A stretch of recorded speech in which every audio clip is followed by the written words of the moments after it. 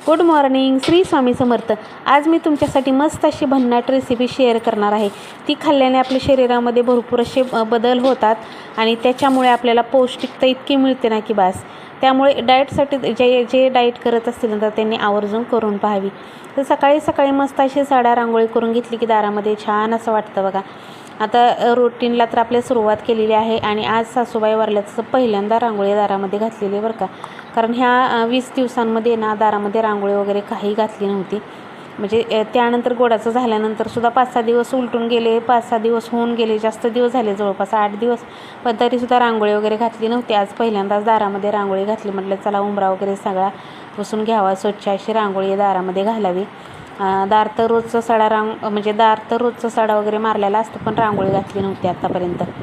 तर असो, त्यानंतर आपल्या बागेमध्ये छान छान आज फुलं उमलली होती ना, तर फुलं तर रोजच उमलतात बरं का, इतकी भरपूर फुलं येतात आता। आणि बाग कशी आपली पाऊस नाही काय नाही, पण पाण्यावरतीच बाग इतकी हिरवीगार आहे आणि फुलंसुद्धा चांगली यायला। ऊन जसं कमी झालं ना, आता आभाळ येतं ना ह्या आठवड्यामध्ये, ऊन जसं कमी झालं ना तर तसं छान असं भरपूर कळ्यासुद्धा लागलेल्या आहेत। मोगरा तर बघू शकता इतका छान फुललेला आहे। एक अर्धा जरी फुल मोगऱ्याचं आपल्या केसामध्ये माळलं ना की दिवसभर त्याचा असा वास छान येतो। आणि नेहमी पहिल्या बघा बायका आवर्जून गजरा घालायच्या केसामध्ये, त्या गजऱ्याचा सुगंध म्हणजे नाही का दिवसभर आपल्याला वास येतो त्याचा। आणि त्यामुळे काय होतं, बायकांचं मन प्रसन्न राहतं, स्वयंपाक करत असो किंवा काम करत असो थकवा जाणवत नाही। तर असो छान अशी भरपूर फुलं घेऊन आले आणि त्यानंतर मस्त देवपूजा करून घेतली। देवपूजा आधी करते, नंतर फुलं आणायला जात असते। पूजा वगैरे करून घेतली, देवांना सगळी फुलं वाहिली, किती प्रसन्न वाटतं बघा। काल एका ताईची कमेंट आली होती की ताई गॅसची पूजा रोज करता का? तर करत असते, ज्या ज्या दिवशी सकाळी छान वाटतं ते त्यामुळे करतच असते। एखाद्या दिवशी राहते चुकून किंवा एखाद्या दिवशी राहून जाते गडबडीच्या ह्याच्यात, पण रोज मात्र असती।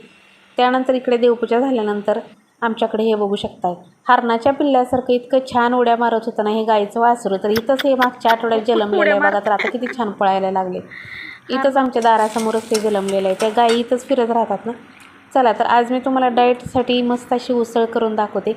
आणि कुठलीही उसळ असो किंवा काही असो जास्त शिजवायची नाही, थोडीशी परतून घ्यायची फक्त। तर अशी कच्ची खाल्ली जात नाही किंवा कच्चं खायला नको वाटतं, म्हणून थोडंसं फोडणी देऊन करायची। एक मस्त असा कांदा घातला, थोडीशी जिरं टाकली होती, कढीपत्ता टाकला आणि आपलं लाल तिखट टाकलं, जे आपलं रोजच्या खाण्यातलं लाल तिखट आहे ना ते। चाट मसाला असेल तर तो सुद्धा टाकायचा, धना पावडर टाकायची, जिरं पावडर टाकायची असेल तर, चवीपुरतं मीठ टाकायचं आणि छान अशी हलवून घ्यायची। अगदी शिजवायचं नाही, फक्त वाफ येऊ द्यायची एकच। चला तर रेसिपी कशी वाटली कमेंट करून सांगा। आवडला तर लाईक, शेअर, सबस्क्राईब